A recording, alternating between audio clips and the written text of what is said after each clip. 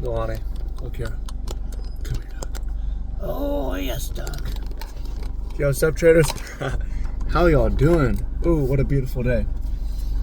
This talk, psychology talk, this is really what I want to focus on with this channel. Obviously, I upload a lot of trading sessions. I'm not telling you to trade exactly like me. You can do what you want, but I think we can all benefit in the same way from these psychology talks.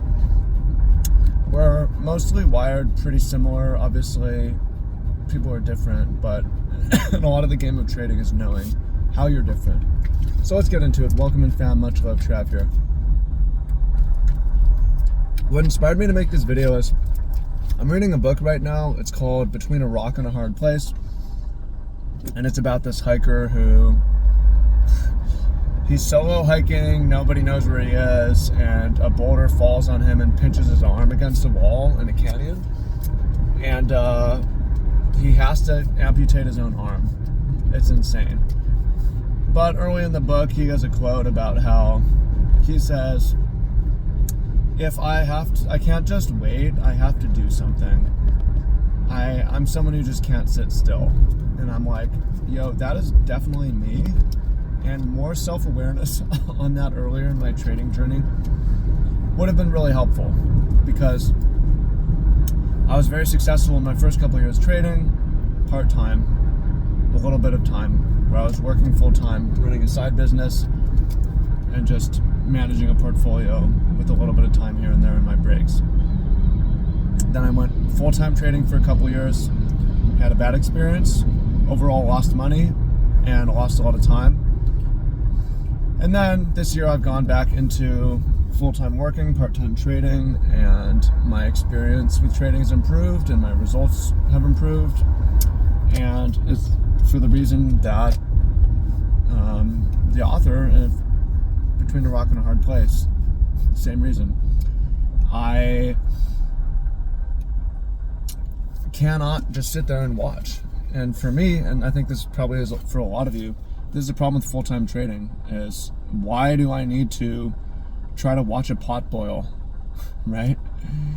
Or like watch the oven temperature reach the right temperature, and you're opening and closing the oven and hot air is getting out, or you're like, you know, fiddling with the pot on the stove and adding water, and it's like, yo, it would work better if you just walked away and came back later, right? So if you're trading many hours a day and you have many hours of screen time, I don't believe that it's healthy or good or even effective. And people say, oh, well, you need a lot of screen time when you're starting, and I don't believe that either. I think it's possible to start trading I've done it. You start and you're just have a little bit of time from the start, because when you come in and you're like, I'm gonna get a lot of screen time, all you're doing is you're developing bad habits and bad psychology. Trading, for the most part, is a game of habits and psychology. You do need to discover edges, and not everyone can do that, but you can do that in an hour a day, and doing that in an hour a day or 30 minutes a day sets up a healthy lifestyle, sustainable lifestyle, and sets up good habits. So you got to know yourself. Some of you probably can just sit there, right? And it's maybe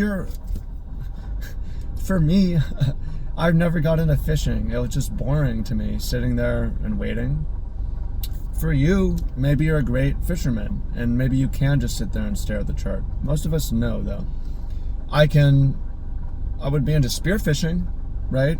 That's kind of exciting. I'm not just waiting, I'm active, I'm doing something, right? So there's a component of knowing yourself as well. Some people are wired like me, some people are wired different, but I think to a degree we're all wired similarly, where you got to remember, we're animals and we're evolved to get a certain amount of movement a day, eat a certain varied diet, get outside, get a certain amount of sunshine, sleep a certain amount of hours. We're not wired to be losing sleep, staring at a blue light device, stressing over a trade. Nobody's wired to sit there for 8 hours a day staring at the screen because I'm an introvert. No, we're meant to be collaborative animals, and got to look at trading for what it is. It can be a useful tool to make money, and there's nothing more. If you love trading and it's really exciting, it's like, it's a problem. It shouldn't be a roller coaster ride. It should be like taking a shit. Honestly, it should be like doing the laundry. It's just something that gets done, and at the end of the month you have more money, and then you can spend that money if you want on things that give you excitement. But the trading itself should be super boring, super predictable. At least your input is super predictable. The output is unpredictable, but super predictable input. And good things happen over time. So, the main point I want to share with you is this has really cracked the code in my trading, and it's just a slow lesson to learn. I'm a slow learner in my 30s, but focus on living a very entertaining life and being busy so that you have the patience to execute your strategy, right? And this applies to all kinds of strategies, not just buy and hold. You see my strategy. I need to do nothing for 23 hours and 30 minutes and come in once a day for 30 minutes, right? So how do I do nothing for 23 hours and 30 minutes? Make myself busy, right? Got a job working on a boat. Today, I'm on my way back from a tour, adventure tour, that my buddy tagged along with, the dog tagged along with. And so don't watch that pot boil.